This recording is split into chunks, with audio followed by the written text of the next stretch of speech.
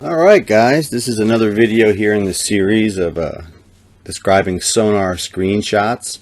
There's a lot going on in this one. This is a good one because I think guys that have never even turned the fish finder on yet can get something out of this, and yet the saltiest of salty dogs can probably get something out of it as well. Most of them won't be this complex, but there's a lot of good stuff in this one, so let's get to it. Alright, so we have 4 panels here. Top left corner, we have a transducer set to 200 kilohertz. It is an Airmar B175 high-wide. The next panel to the right, going clockwise, is our down scan. That is an Active Imaging 3-in-1 transducer. The next to the right, going clockwise, is a B175 medium CHIRP transducer. Now, all of my transducers are CHIRP transducers, okay? Aside from the Active Imaging, which is a 3-in-1, which has, high CHIRP, medium CHIRP, down scan, side scan, 200 kilohertz fixed frequency, and 83 kilohertz fixed frequency. Anytime you're going to see an Airmar transducer, or basically when I'm using 2D, most of the time it's going to be an Airmar CHIRP transducer, okay?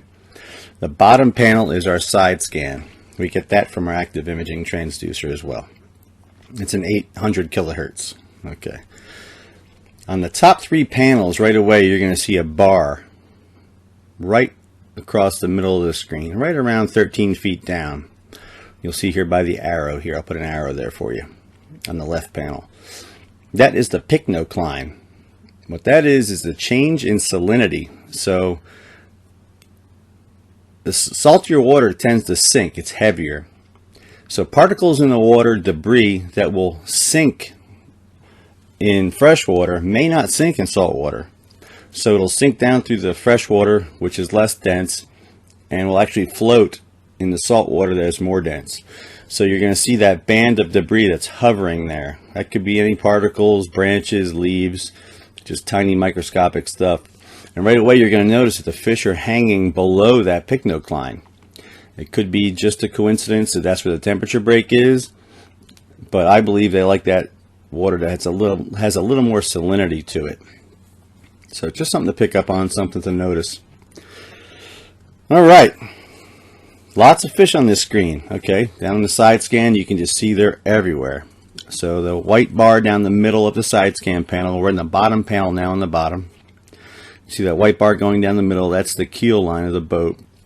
Now with Active Imaging, one thing that I've seen that I have not seen in any other type of side scan, and I know I sound like a broken record in some of my videos, but I'm just so impressed with it, is that it can show fish that are far from the boat that aren't just on the bottom. So off to the right here by this arrow, you're going to see some fish that are far away from the boat. They're about the 55 mark, 60 mark, from the keel of the boat there. And you're going to see that the targets aren't just sitting straight on the bottom. Their shadows aren't right on top of them. So usually if the shadow is right on top of your target, it means it's right on the bottom. Okay. Now we know these fish are in the lower part of the water column. We can tell that by our down scan and our 2D panels up top. We can see it's at the pycnocline and below. So they're close to the bottom, but they're not necessarily on the bottom. So it's one thing that I've been so impressed with my Active Imaging is I can pick up fish that are far from the boat that aren't sitting on the bottom. So next time you're out with your side scan and you're on a big school of fish, note, are you seeing them far from the boat, like over the bottom return? What I mean by the bottom return is you'll see the section here between this arrow and between this arrow. That is the bottom. Okay, that's the bottom return. Are you seeing solid returns there, or are you seeing just shadows? And I don't mean just in the first part of the bottom. I mean like all the way across that full stretch of bottom.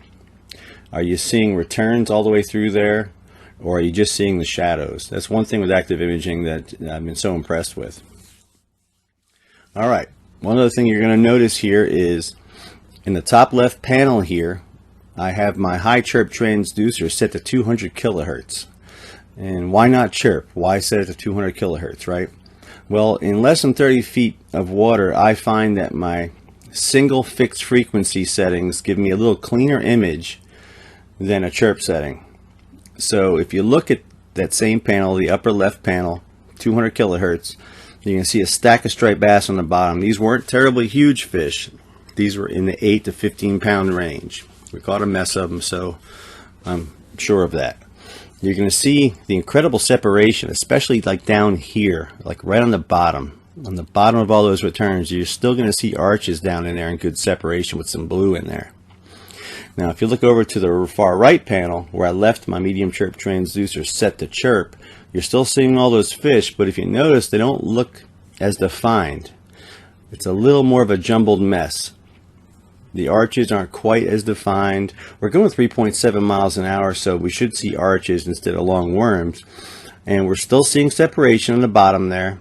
But you can see, if we're counting up those fish, it looks like a whole lot less individual fish than the left side, because we have just a whole lot more separation.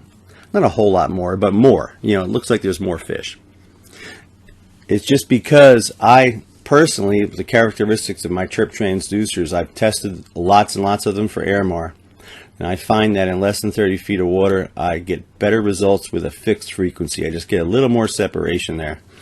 Now, I don't want this to be confusing where guys say, oh, well, I only fish in 30 feet of water, so I don't need a chirp transducer because I'm always using fixed frequency anyway.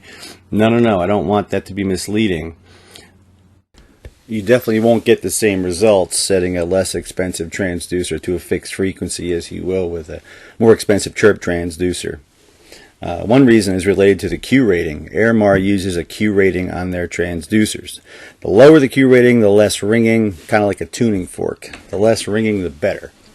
Some of the less expensive Airmar transducers, like the P66, have higher Q ratings. They're fine transducers, but you definitely won't see the same results as setting a chirp transducer with a low Q rating to a fixed frequency. There are lots of other technical reasons why that is, but I really don't know them all, to be honest with you. There's books and books and books of that stuff written on this. Real technical stuff, you know. So I'm sorry if I got a little complex there. I hate doing that. But one guy, I told him, I said, I don't set my transducer to chirp until I'm at least 30 feet deep. And he says, well, I never fish 30 feet deep, so I'll stick with my inexpensive fixed frequency. I said, no, you will still see a huge performance increase with a chirp transducer, even if you set it to fixed frequency over an inexpensive transducer with a low Q rating like a $100 transducer. So I hope that makes sense. All right, let's see what else we have going on here. That's about it on this one, I think. Looks pretty good. It's a great screen shot here to show you guys. One thing you'll notice too, with all these different frequencies going on, we have 200, we have 800 with the down scan and side scan. We have medium chirp, so that's floating anywhere between 85 and 175, I think, with this transducer, maybe 165, I'm not sure exactly. But all those frequencies happening all at once, you notice we're not seeing a lot of noise. Again, that's because of the high Q rating of these transducers. Even the Airmar, even the Simrad Active Imaging Transducer is such a clean transducer, such a high quality unit that you don't see noise. I don't have any interference filters on. If you've watched any of my other setup videos, you know I hate interference filters. I never turn them on. Even if I get some noise, it's fine. I don't like using my filters. And you can see how clean these are. So I'm running multiple transducers here, getting a lot of clean shots. And I have to credit that with the quality of the transducers. The Active Imaging 3-in-1, the 2-in-1, amazing transducers. The best side scan I've seen. And of course the Airmar chirp transducers are just out of this world. So I think that wraps it up for this one.